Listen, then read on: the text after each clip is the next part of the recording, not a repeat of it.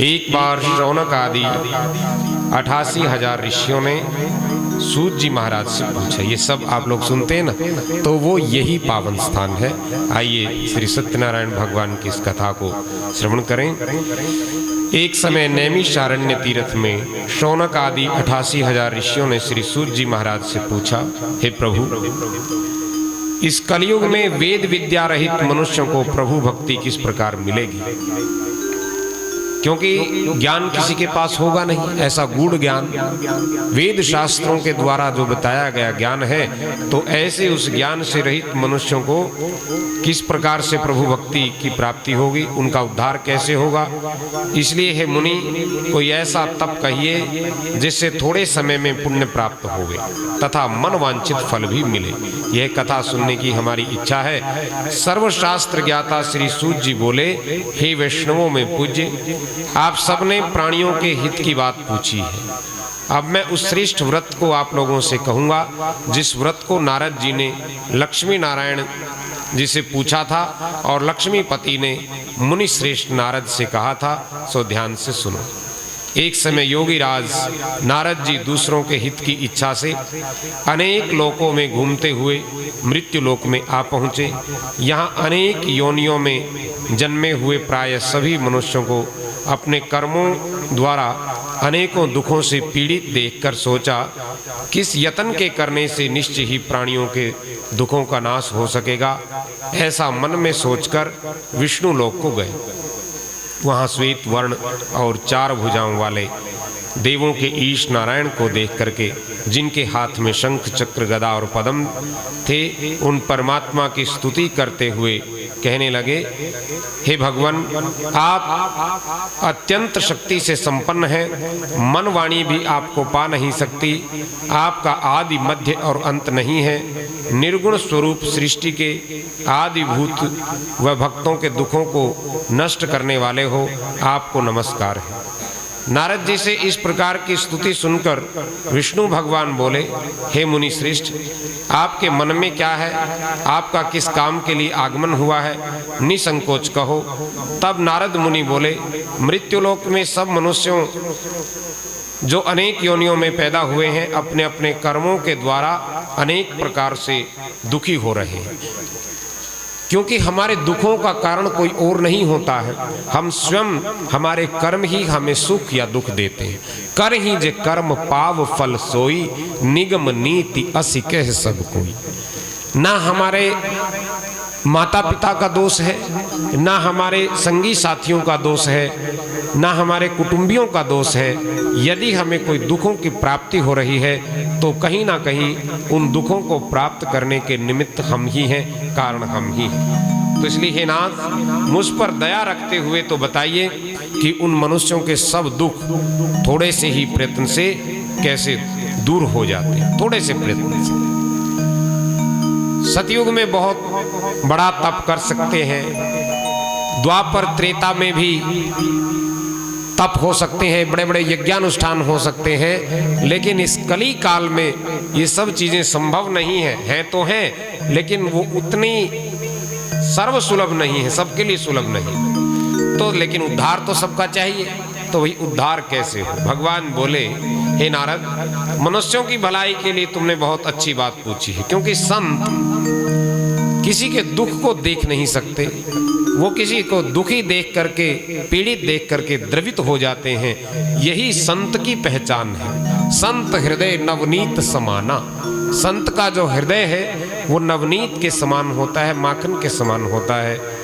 तो ऐसे सरल हृदय वाले नारद जी को भगवान ने कहा कि हे नारद, मनुष्यों की भलाई के लिए आपने बहुत अच्छी बात पूछी है। जिस काम को करने से मनुष्य मोह से छूट जाता है, वह मैं कहता हूँ, सुनो। बहुत पुण्य देने वाला, स्वर्ग तथा मृत्युलोक दोनों में दुर्लभ एक उत्तम व्रत है। आज मैं प्रेमवश होकर तुमसे कहता हूँ, सत्यनारायण का यह व्रत अच्छी तरह विधि पूर्वक करके मनुष्य आयु पर्यंत यहाँ सुख भोग कर मरने पर मोक्ष को प्राप्त होता है। यानी कि यहाँ भी अनेक प्रकार के दैहिक, दैविक, भौतिक सब प्रकार के कष्ट उसके दूर हो जाते हैं और अंत में उसको मोक्ष की प्राप्ति होती है। तो श्री भगवान के वचन सुनकर नारद मुनि बोले कि उस व्रत का फल क्या है, विधान क्या है और किसने इस व्रत को किया है, किस दिन यह व्रत करना चाहिए, विस्तार से कहिए। भगवान बोले, दुख शोक आदि को दूर करने वाला, धन धान्य को बढ़ाने वाला, सौभाग्य तथा संतान को देने वाला यह व्रत सब स्थानों पर विजयी करने वाला है। भक्ति संतान को देने वाला यह व्रत सब स्थानों पर विजयी करने वाला है। भक्ति और श्रद्धा के साथ किसी भी दिन, यहाँ किसी भी दिन की बात आई है, ये जरूरी नहीं है कि पूर्णिमा को ही व्रत किया जाए, किसी भी दिन मनुष्य श्री सत्यनारायण की प्रातः काल के समय ब्राह्मणों और बंधुओं के साथ धर्मपरायण होकर पूजा करे, भक्ति भाव से नैवेद्य, केले का फल, घी, दूध और गेहूं का चूर्ण सवाया लेवे, गेहूं के अभाव में साठी का चूर्ण, शक्कर तथा गुड़ ले और सब भक्षण योग्य पदार्थ जमा करके भगवान को अर्पण कर देवे तथा बंधुओं सहित ब्राह्मणों को भोजन करावे। तत्पश्चात स्वयं भोजन करे, नृत्य गीत आदि का आचरण कर सत्यनारायण भगवान का स्मरण करते हुए समय व्यतीत करे। इस प्रकार व्रत करने पर मनुष्यों की इच्छा निश्चित रूप से पूर्ण होती है। विशेषकर कली काल में पृथ्वी लोक पर यह मोक्ष का सरल उपाय है। बोली सत्यनारायण भगवान की जय हो। श्रीमन्नारायण नारायण नारायण, मन नारायण नारायण नारायण, श्रीमन नारायण नारायण नारायण, श्रीमन नारायण नारायण नारायण। हरि भजन बिना सुख शांति कहाँ, हरि भजन बिना सुख शांति कहाँ, हरि भजन बिना सुख शांति कहाँ, हरि भजन बिना सुख शांति कहाँ। श्रीमन्नारायण नारायण नारायण, श्रीमन नारायण नारायण नारायण, श्रीमन्नारायण नारायण नारायण। अथ द्वितीयो अध्याय। अब दूसरे अध्याय में सूत जी बोले कि हे ऋषियों, जिसने पहले समय में इस व्रत को किया है उनका इतिहास कहता हूँ, ध्यान से सुनो। सुंदर काशीपुरी नगरी में एक अत्यंत निर्धन ब्राह्मण रहता था। वह भूख और प्यास से बेचैन हुआ नित्य पृथ्वी पर घूमता था। ब्राह्मणों से प्रेम करने वाले भगवान ने ब्राह्मण को दुखी देखकर बूढ़े ब्राह्मण का रूप धारण करके उसके पास आकर आदर के साथ पूछने लगे, हे विप्र, नित्य दुखी हुआ पृथ्वी पर क्यों घूमता है? यानी कि ब्राह्मण कुल में जन्म लिया और इस प्रकार से दरिद्री जीवन जी रहा है। ब्राह्मण के पास अभाव हो सकता है, धन का अभाव हो जाए कोई बात नहीं, साधनों का अभाव हो जाए कोई बात नहीं, लेकिन वो दुखी नहीं रह सकता। सुदामा जी का उदाहरण है। सुदामा जी के पास कुछ भी नहीं था लेकिन फिर भी प्रसन्न रहते थे।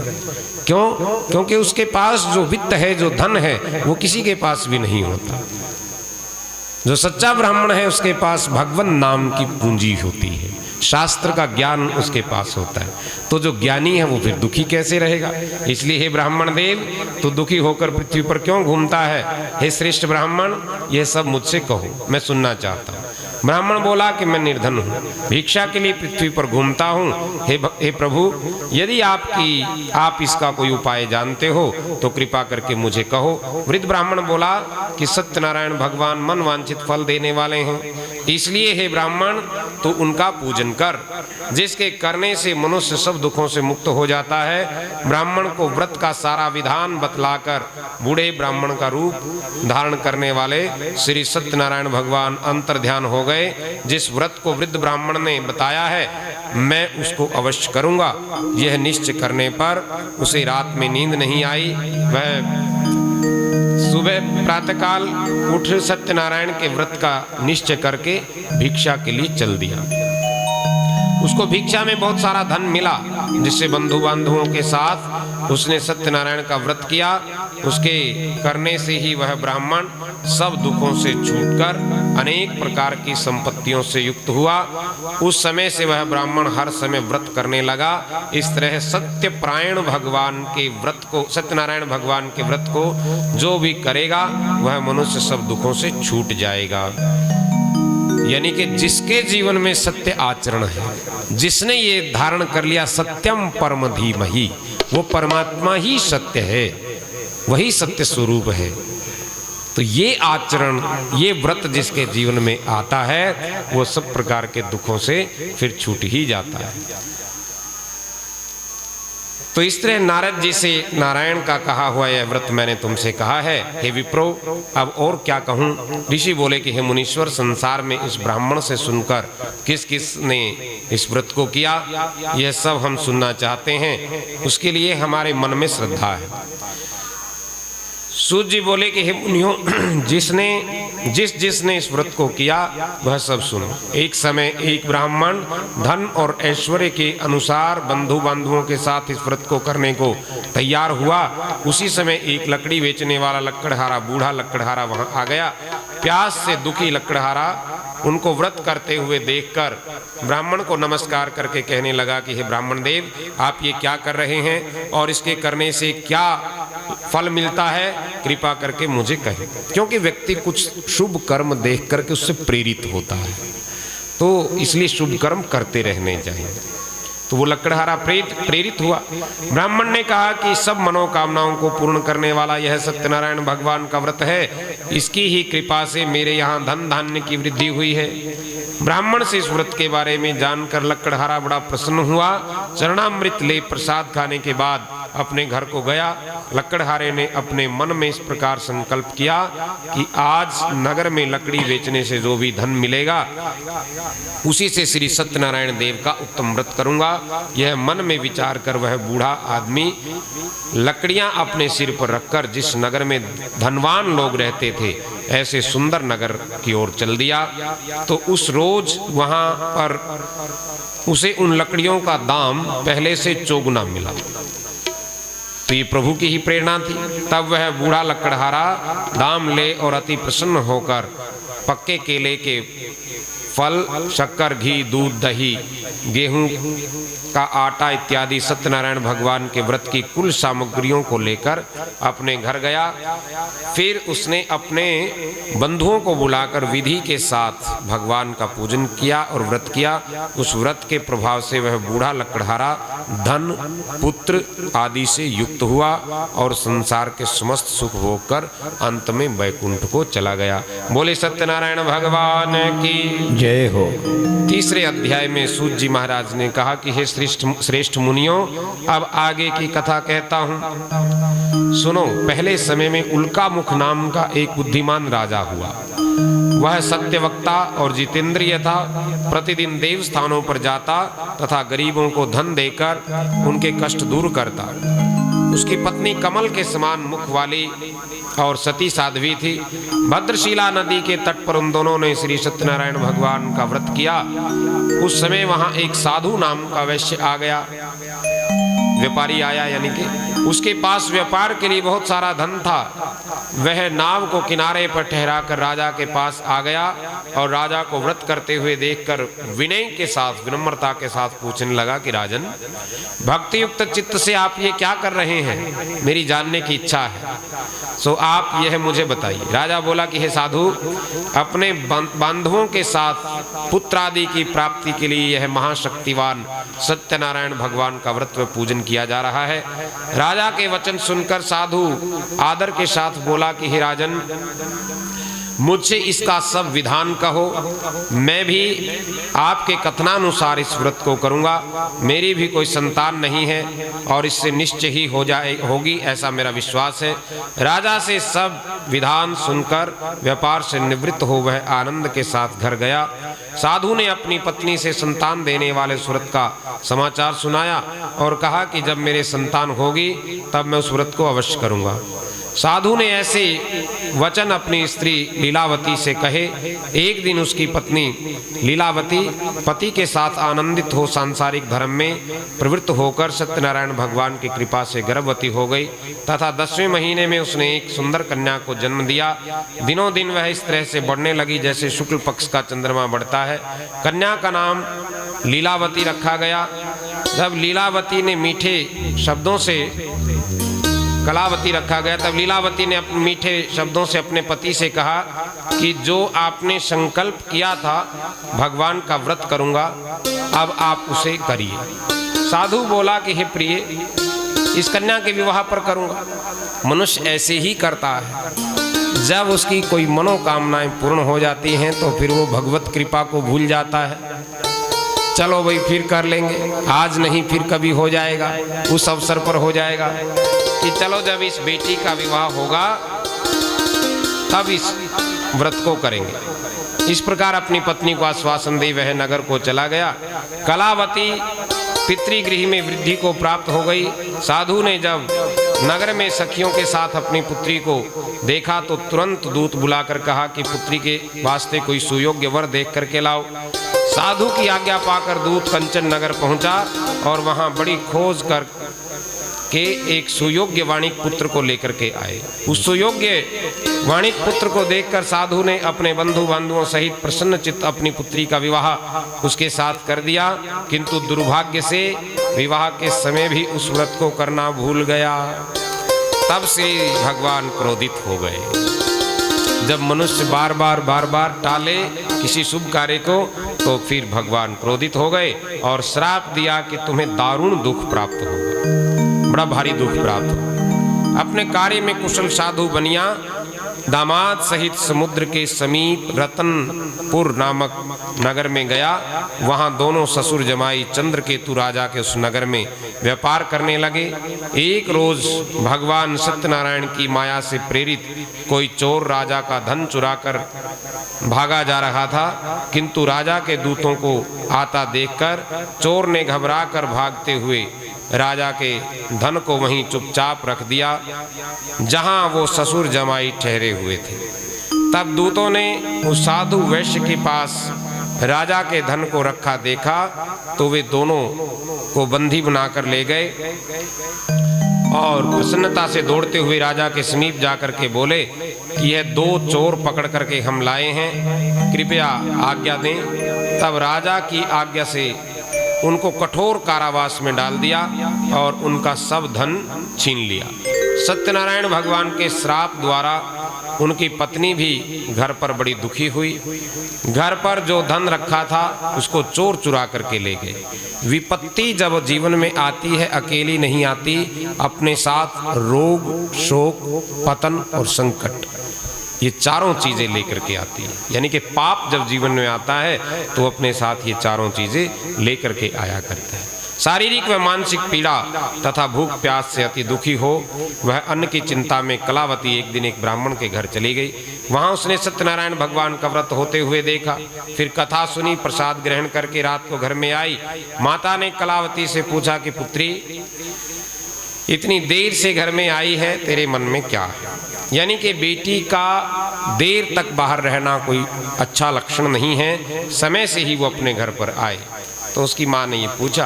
कलावती कहने लगी कि हे माँ, एक ब्राह्मण के घर श्री सत्यनारायण भगवान का व्रत होता हुआ मैंने देखा है। कन्या के वचन सुनकर लीलावती भगवान के पूजन की तैयारी करने लगी। लीलावती ने परिवार और बंधुओं सहित श्री सत्यनारायण भगवान का पूजन किया और वरदान मांगा कि मेरे पति और दामाद शीघ्र ही घर आ जावें। साथ ही प्रार्थना की कि हम सबका अपराध भी क्षमा कर दो। सत्यनारायण भगवान इस व्रत से संतुष्ट हो गए और राजा चंद्रकेतु को स्वप्न में दर्शन देकर कहने लगे कि हे राजन, इन दोनों वणिक पुत्रों को प्रातः ही छोड़ दो और इनका जो धन तुमने ग्रहण किया है वह इनको वापस दे दो, नहीं तो मैं तुम्हारा धन, राज्य, पुत्र आदि सब नष्ट कर दूंगा। राजा से ऐसे वचन सुनकर भगवान अंतर्ध्यान हो गए। प्रातःकाल राजा चंद्रकेतु ने सभा में अपना स्वप्न सुनाया फिर दोनों वणिक पुत्रों को कैद से मुक्त कर सभा में बुलाया गया। दोनों ने आते ही राजा को नमन किया। राजा मीठे वचनों से बोला कि हे महानुभावों, भावी वस्तु में ऐसा कठिन दुख प्राप्त हुआ है, अब तुम्हें कोई भय नहीं। ऐसा कहकर राजा ने उनको नए नए वस्त्राभूषण पहनाए तथा उनका जितना भी धन लिया था उससे दुगना देकर आदर सहित विदा किया। दोनों वैश्य अपने घर को चल दिए। बोले सत्यनारायण भगवान की जय हो। दीन दयाल विरद संभारी, हरहु नाथ मम संकट भारी। प्रभु तो ऐसे दीन दयालु हैं, वो जल्दी ही हमारे सब प्रकार के अपराधों को क्षमा कर देते हैं। ऐसे दीन दयाल को छोड़ करके और हम किसकी शरण ग्रहण करेंगे? तो ऐसे वो दीन दयाल प्रभु हैं।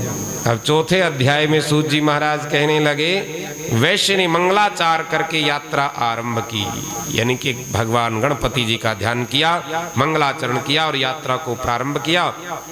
अपने नगर की ओर चल दिया। उनके थोड़ी दूर निकलने पर एक दंडी वेशधारी, दंडी का वेश बनाया भगवान सत्यनारायण ने। और दंडी वेशधारी सत्यनारायण भगवान ने उनसे पूछा कि हे साधु, तेरी नाव में क्या है? अभिमानी वणिक हंसता हुआ बोला, हे दंडी, आप क्यों पूछ रहे हो? क्या धन लेने की इच्छा है? मेरी नाव में तो बेल और पत्ते भरे हुए। जाकी रही भावना जैसी, प्रभु मूर्ति तिन्ह देखी तैसी। जैसे हमारे मनोभाव होते हैं वैसा ही जीवन में प्राप्त हो जाता है। तो साधु नामक वैश्य ने अभिमानवश ये कहा कि मेरी नाव में तो बेल पत्ते भरे हुए हैं। उस दंडी स्वामी ने कहा कि जा, तेरा वचन सत्य ही हो। तो देखा नाव में जाकर के, नाव में तो बेल और पत्ते ही भरे हुए। दंडी के तो ऐसा दंडी ऐसा कहकर वहां से दूर चले गए। कुछ दूर जाकर समुद्र के किनारे बैठ गए। दंडी के जाने पर वैश्य ने नित्य क्रिया करने के पश्चात नाव को ऊंची उठी देखकर अचंभा किया। नाव में तो बेल पत्ते भरे हुए ऐसा देखकर मूर्छित हो गया, जमीन पर गिर पड़ा। फिर मूर्छा खुलने पर अत्यंत शोक प्रकट करने लगा। तब उसका दामाद बोला कि आप शोक न करें पिताश्री, यह दंडी का ही श्राप है, अतः हमें उनकी शरण में चलना चाहिए। क्योंकि संत की शरण में जाएंगे तो संत कुछ ना कुछ कृपा अवश्य बरसाएंगे, वो हमें निराश नहीं करेंगे। तभी हमारी मनोकामना पूर्ण हो जाएगी। दामाद के वचन सुनकर साधु वणिक दंडी के पास पहुंचा और अत्यंत भक्ति भाव से नमस्कार करके बोला कि हे प्रभु, आपकी माया से मोहित ब्रह्मा आदि भी आपके रूप को नहीं जानते, तब मैं भला अज्ञानी कैसे जान सकता हूं? आप प्रसन्न होइए, मैं सामर्थ्य के अनुसार आपकी पूजा करूंगा। मेरी रक्षा करो और पहले के समान नौका में धन भर दो। उसके भक्ति युक्त वचन सुनकर भगवान प्रसन्न हो उसकी इच्छा अनुसार वर देकर अंतर ध्यान हो गए। तब उन्होंने नाव पर आकर देखा, नाव तो पहले की तरह से धन से परिपूर्ण हो गई।